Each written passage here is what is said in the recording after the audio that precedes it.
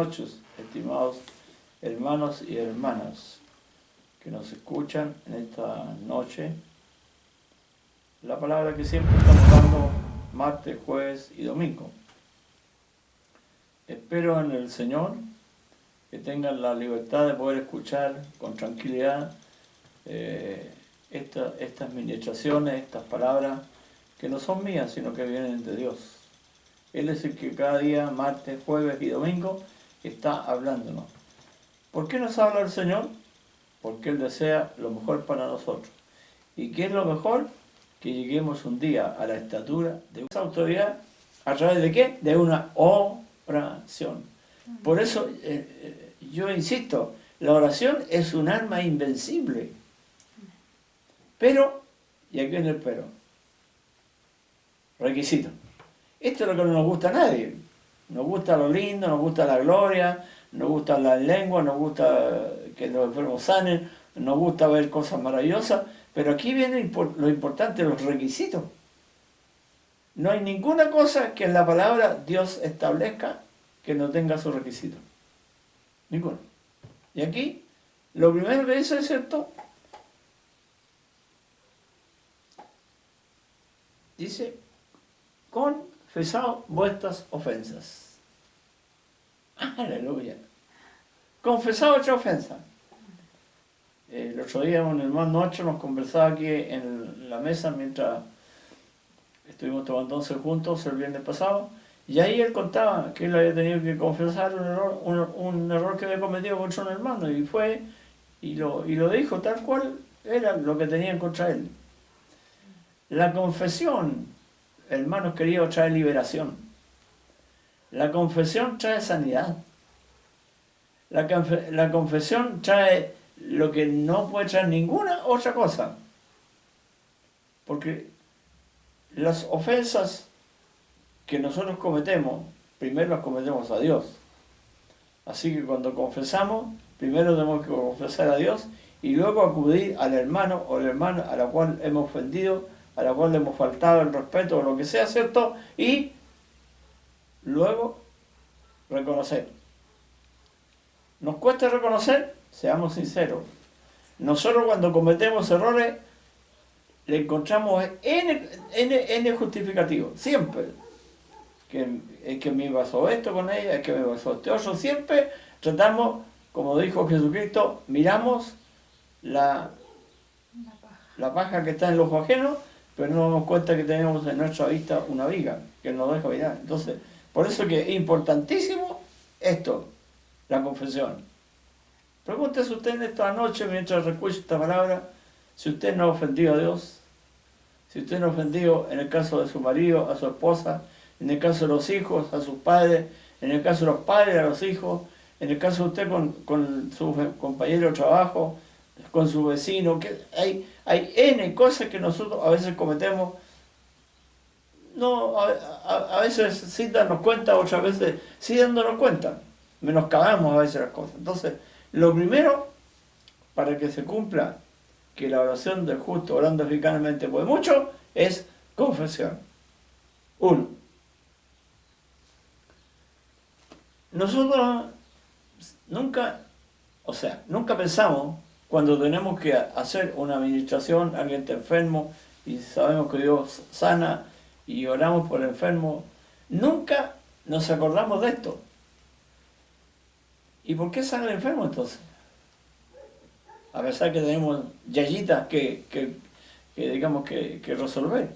¿Por qué? Por la misericordia de Dios con la persona que necesita. Pero eso no significa que Dios nos aplaude lo que estamos haciendo.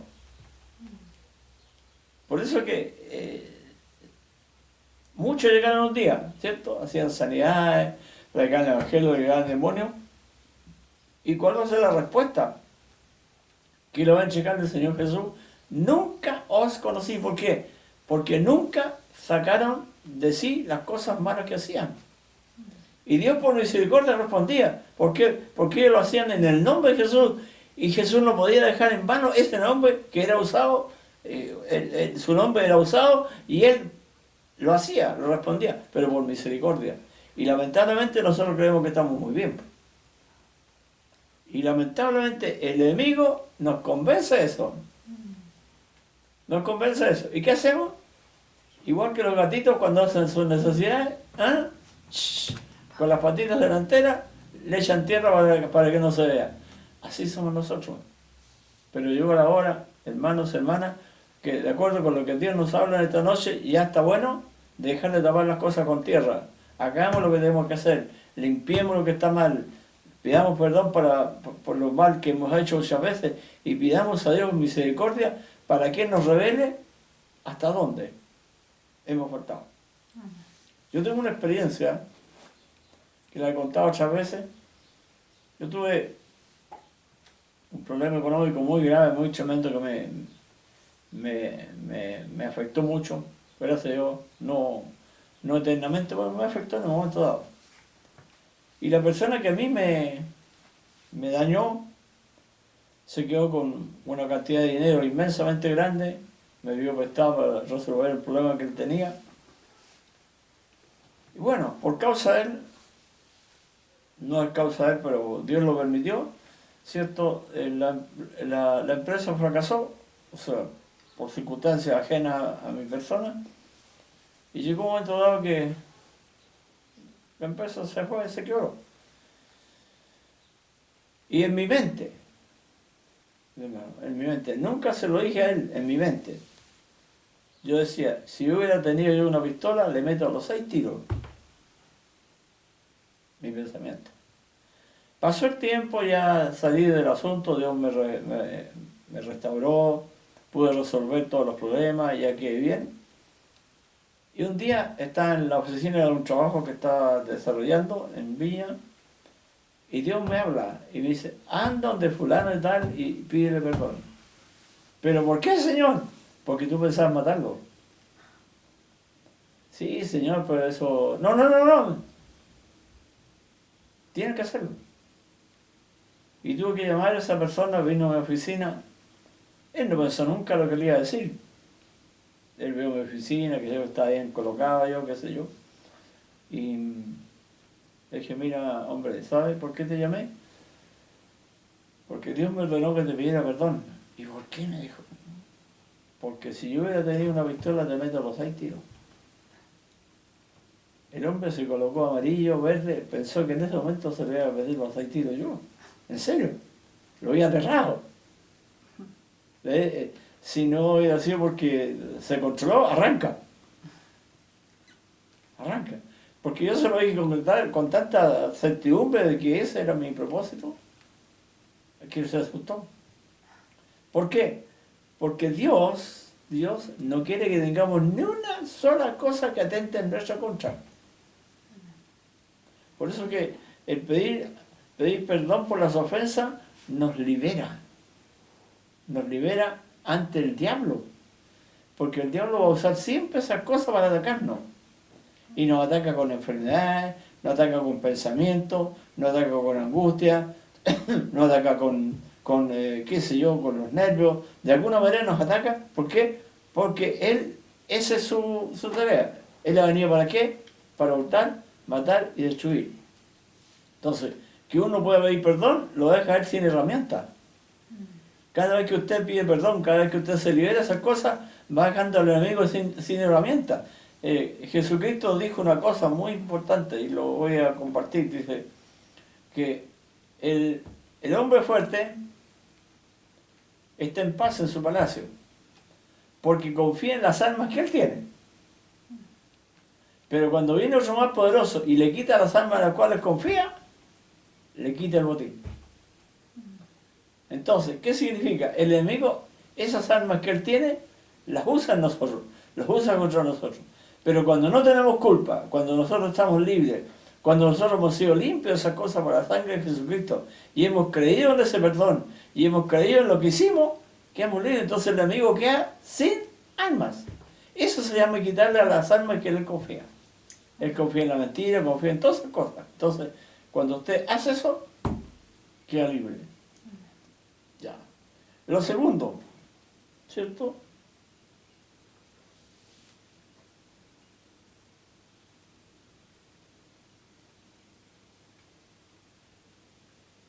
dice la Escritura? Confesad vuestras ofensas unos a otros. ¿Y qué más? Y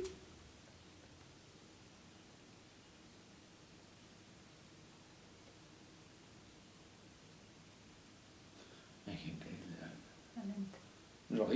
Los ojos. Bueno, ¿y qué va a pasar? Les serán perdonados. Oren, unos a otros.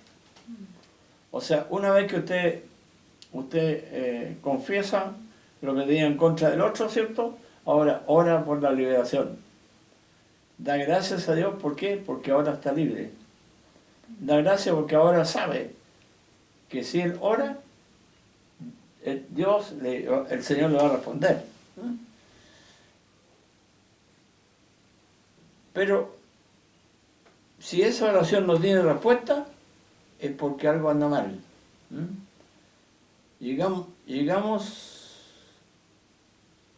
Hagamos una experiencia real. Voy a graficarlo de otra manera. Usted tiene un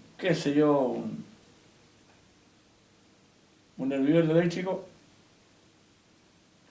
y va a hacer su 11, le echa agüita, baja el interruptor y no funciona. Va, dice, este estaba bueno, ¿qué pasa ahora? ¿Por qué no funciona? Entonces va y prende la luz, no se prende. Qué raro. Va donde el vecino y le pregunta acaso la luz está cortada. No, es que no está cortada. ¿Qué pasa entonces? Entonces te empieza a revisa una cosa y de repente mira hacia la calle y ve que uno de los cables que llegan de acometida a su medidor está cortado. Aquí está la cosa, porque esta no camina. Entonces, ¿qué hace? Llama a la compañía, que se hace todos los movimientos. ¿Por qué? Porque sin esa reposición no puede haber energía. Pero si los cables están buenos todavía, entonces tiene que llamar a la compañía para ver qué es lo que pasa. Y de la compañía le van a decir, ¿sabe? Tiene que estar malo el transformador cerca porque todo está funcionando bien aquí. Entonces bien, hay toda una investigación hasta que se logra saber por qué no prendía su hervidor. ¿Sabe? La corriente nos llega a través de dos cables, positivo y negativo. En el sentido figurado, esos cables son la fe. ¿No la fe? No la fe. Entonces, si nuestra fe no funciona, es porque algo está mal. Y a través de la oración,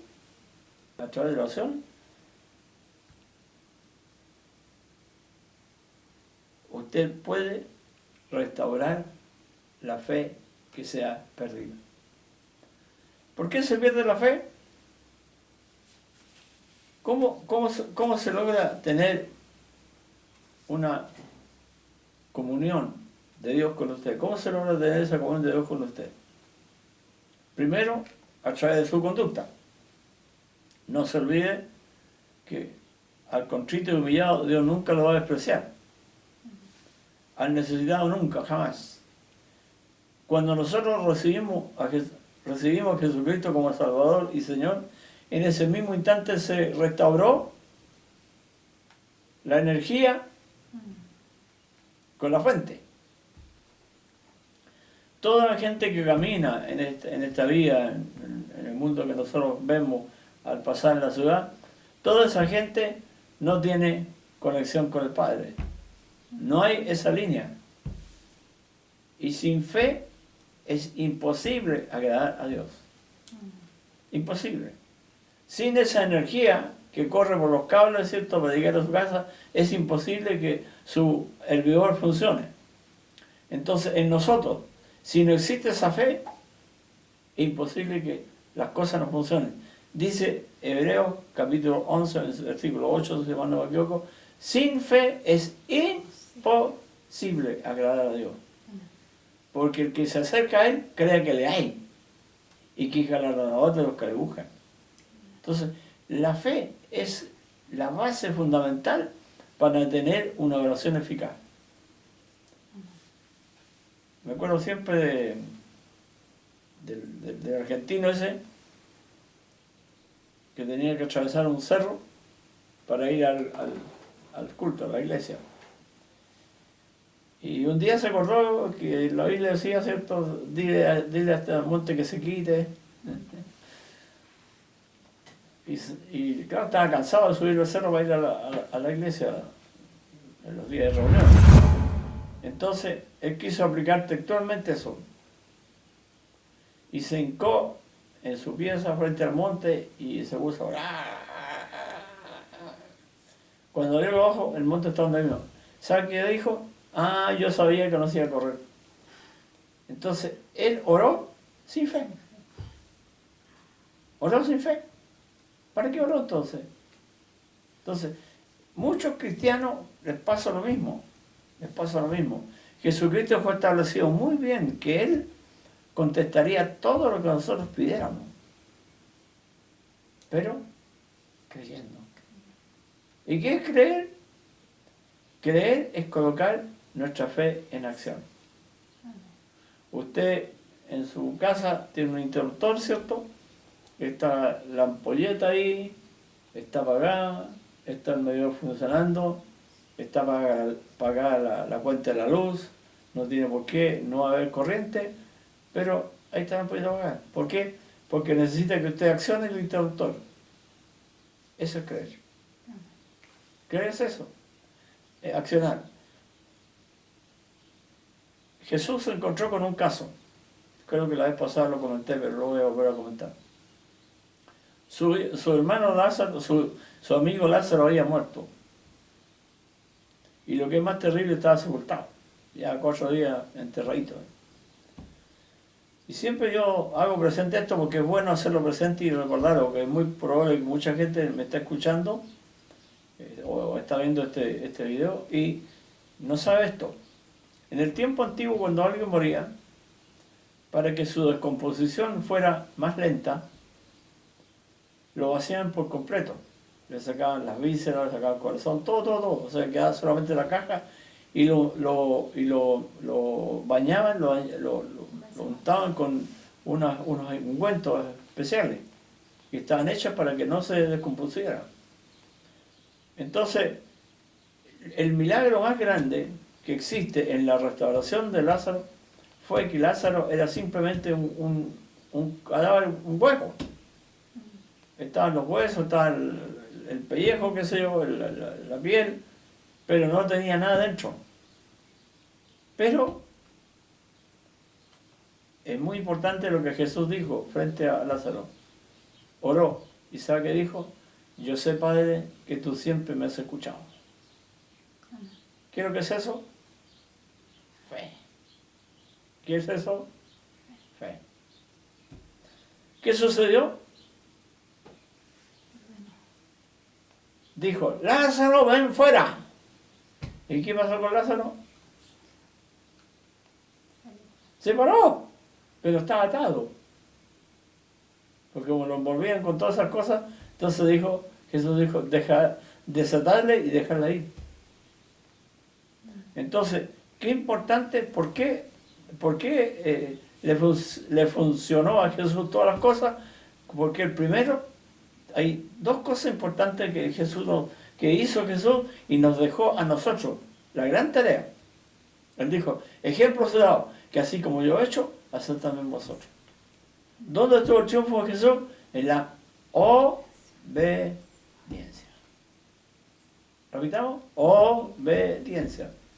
Y eso es lo que al enemigo le causa urticaria. Al enemigo le produce úlcera. El enemigo se le cae el pelo. Porque si algo que él no acepta es que nosotros ahora, a esta altura, después de tantos años que él ha gobernado el mundo y nos ha hecho cualquier cantidad de fechoría en nuestra contra, ahora nosotros creamos que todo lo que el Señor dijo que había que obedecer es para obedecerlo. Yo he dicho algo y lo voy a repetir. El que obedece tiene los cielos abiertos. Se lo voy a mostrar físicamente lo que pasó cuando Jesús se va a bautizar. Estaba Juan bautizando y Jesús viene y va donde Juan para que lo bautice. El bautismo de Juan no era para arrepentimiento, el bautismo de Juan era para arrepentimiento. Pero Jesús no tenía que arrepentirse, porque Jesús no nació por obra de un hombre, nació por obra del Espíritu Santo, por lo tanto, él no había fallado en nada, no era pecador. No traía la estigma del pecado de Adán, no lo traía. Por lo mismo Juan, sabiendo esto, le dijo, tú vienes a mí cuando yo deseo. Y Jesús le dijo, deja que se cumpla toda justicia. O sea, él obedeció hasta eso, que no tendría por qué haberlo obedecido. Estaba limpio eso, pero él vino y se sometió como que si fuera un pecador. Esos son los ejemplos. Esa fue la vida, esa fue la manera en que Jesús nos instruyó a nosotros a través de su palabra, están esas cosas escritas para que nosotros nos demos cuenta que la obediencia tiene una respuesta del Padre, Dios, por Jesucristo y por el Espíritu Santo. ¿Es fácil obedecer? ¿Por qué no es fácil? Porque el enemigo nos tiene N cosas para ofrecernos. Usted sabe que la mentira es mala, pero usted miente. Usted dice que está orando, y estoy seguro que no está orando. Miente, mentira. Yo no lo veo, pero él lo ve. Entonces, esos pensamientos y esa manera de ser son del demonio. Y el demonio a uno lo va esclavizando, pero sin darse cuenta. Hasta que llega un momento dado que para él todo es bueno. Aun cuando contra la palabra de Dios es malo, pero para él es bueno. ¿Por qué? Porque no siente un castigo, no ve que Dios le pegó un palo en la cabeza, qué sé yo, o le sacó un ojo. Entonces, como no pasa nada físico, entonces el hombre cree que está bien. Tenemos una experiencia muy tremenda en la Escritura, por eso es importante leer la Escritura y conocer la Escritura. Sansón fue un juez del pueblo de Israel, fue un juez. Nació con un propósito y fue desde niño dedicado a Dios. Y todo lo que él tenía era fuerza. Y él mataba a los filisteos, que sé yo, era tremendo. Era tremendo. Pero se enamoró de una mujer que no era del pueblo. Sus padres cuánto le rogaron, le dijeron que eso no le correspondía, que mejor era una mujer del pueblo, pero él insistió en su desobediencia, se unió a esa mujer después le gustó, tuvo otra mujer, o sea, llevó una vida también licenciosa. Y todos sabían que la fuerza de Sansón está en el pelo, porque era nazareo de nacimiento, es decir, nunca le cortaron el pelo. Es que esa era una posición que Dios le entregó para ser así, para ser el Sansón. Nadie sabía que no era el pelo, sino que era la obediencia. Pero un día una mujer en Paragosa lo llevó hasta el extremo de que él le confesó dónde estaba su fuerza, y esa mujer lo durmió y le cortó el pelo. Cuando ya estuvo sin ese pelo, la mujer le dijo, le gritó, viene del amigo. Entonces él se paró como siempre a pelear con el amigo. ¿Qué? Le sacaron la contumacia, le sacaron los ojos, lo amarraron por desobediente, la desobediencia. Y es muy triste. Ahí lo tenían atado a un molino para moler el trigo, y ahí lo tenían amarrado y se burlaban de él. Pero un día lo llevaron al templo y él se arrepintió.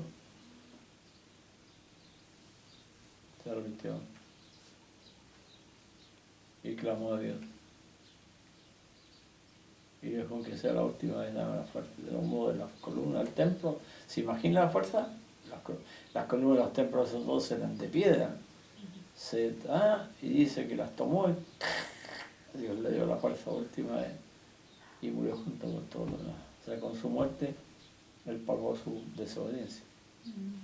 Entonces, la escritura está llena de hechos parecidos, de hechos similares. Entonces, si tú quieres que tu oración tenga respuesta, tienes que obedecer. Tienes que sacar todo lo que esté estorbando para que la gloria de Dios esté permanentemente en tu vida. La escritura dice, Pablo lo dice, porque ya no vivo yo, sino que Cristo vive en mí. Ese es un proceso, no es un suceso, es un proceso. Llegar a ese nivel, ¿cierto? Son dos rieles que tiene el caminar con Dios. Uno es la fe en Él y la obediencia, y el otro es el tiempo. Es muy importante las dos cosas. A veces muchos conocen al Señor, reciben al Señor y ya quieren ser Yo una vez encontré una persona que decía que él era el Elías de este tiempo. No el Elías que conocemos nosotros, sino que un hombre que se decía ser el Elías de este tiempo. Imagínense lo que significa ser el Elías de este tiempo. Entonces, ¿ese por qué? Porque llega un momento, y hay dos cosas que quiero también checar. Una cosa es el saber y otra cosa es el conocer. El saber es cuando nosotros tomamos todas las cosas y masticamos y las llevamos a la memoria y nos convertimos en una biblioteca con zapatos. Sabemos de todo. Tal cosa, tal cosa, Eso es saber. Pero conocer es la intimidad que usted tiene con esa palabra que está leyendo. El conocer es el haber practicado lo que usted leyó. Una vez alguien me dijo a mí, yo conozco toda la Biblia, me dijo, del Génesis hasta el Apocalipsis. Ah, qué bueno. ¿Y cuántas cosas de esas ha hecho usted? Tenemos allí con la conversación. Porque tenía el saber, pero el conocer. El conocer es una intimidad, es una vida, una experiencia personal suya con Cristo.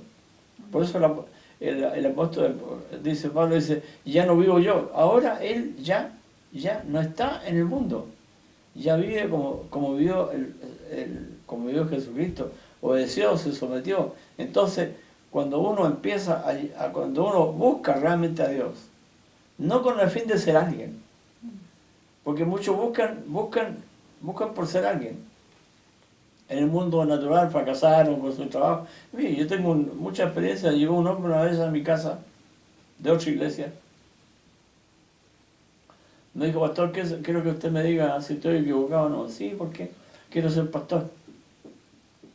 Ah, sí, le dije. ¿Y por qué? Es que me come mal, no tengo trabajo, perdí trabajo. Ah, sí, le dije. Entonces los porteros de ese pastor le den, pues. Porque eso no tiene nada, pues. Y se enojó. Porque, hermanos, no podemos tener en mente lo que queremos ser. No, porque la Biblia dice que Él es el que lo llama. Él es el que nos escoge. Él es el que define nuestra carrera. Yo no estoy aquí después de 87 años, no estoy aquí porque yo lo propuse o porque yo lo busqué, nunca, jamás. Y Dios me conoce que nunca busqué ni un lugar en la iglesia en que me crié. Yo trabajaba cuando joven, después trabajé cuando hombre, cuando me casé con mis hijos, trabajábamos siempre, pero nunca, y Dios me conoce, nunca aspiré a ser pastor, nunca. Y Dios lo sabe, nunca. Pero sin embargo llegó un momento dado que no pude rechazar. Me cerró todos los caminos. ¿Por qué? Porque yo era un llamado y yo no sabía. Antes de nacer, Dios le dijo a mi mamá lo que yo voy a hacer, y mi mamá nunca me lo dijo. Y cuando vine a darme cuenta, que fue cuando Dios me trajo de la cámara a Chillán, ¿cierto? Yo hablé con mi mamá y le dije, ¿por qué hizo eso usted? Todos los cototos que tengo en la cabeza me lo hice por culpa suya. Yo estaba llamado a esto.